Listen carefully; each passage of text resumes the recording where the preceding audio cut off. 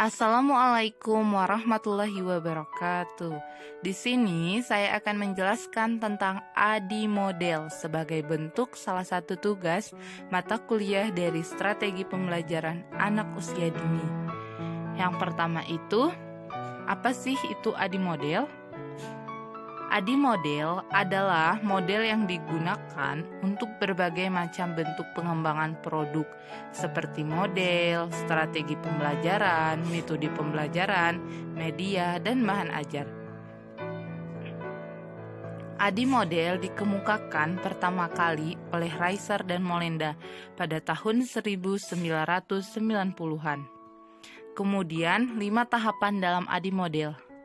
Yang pertama analisis, yang kedua desain, yang ketiga deployment, yang keempat implementation, dan yang kelima evaluation. Kita masuk ke tahapan yang pertama, analisis atau analisa. Shelton dan Salman menyatakan ada 3 segmen yang harus dianalisis, yaitu siswa, pembelajaran, serta media untuk menyampaikan bahan ajar.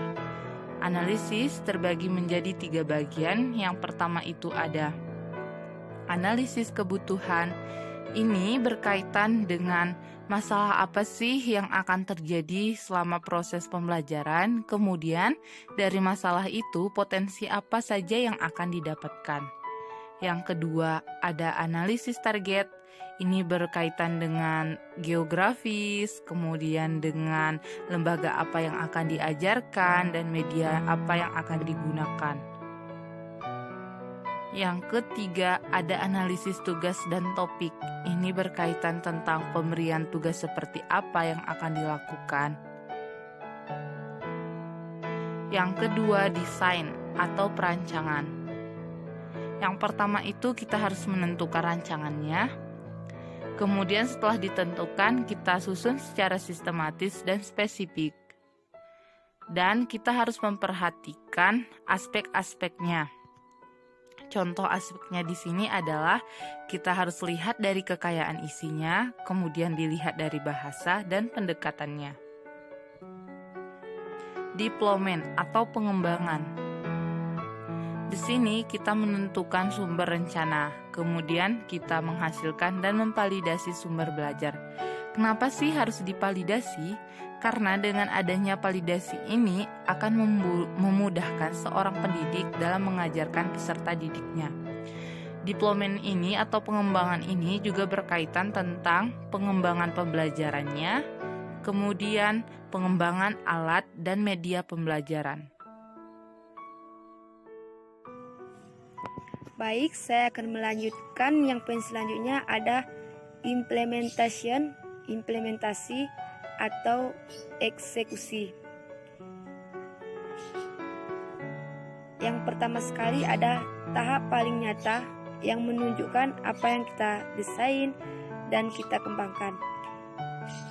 Yang kedua ada kesiapan dari pendidik dan peserta didik. Dari kesiapan pendidik dan peserta didik ini sangat perlu dikembangkan. Contohnya seperti guru sedang mengajar, kalau tidak ada kesiapan bagaimana dalam mengikuti proses pembelajarannya. Dan sebaliknya juga peserta didik harus mempunyai kesiapan dalam proses pembelajaran. Yang ketiga ada lingkungan yang kondusif, di mana lingkungan kondusif ini perlu dalam proses pembelajaran agar pendidik dan peserta didik nyaman dalam melakukan pembelajaran. Yang selanjutnya ada evaluasi atau umpan balik. Yang pertama sekali ada untuk menilai proses dan kualitas pembelajaran ini dibagi menjadi 2.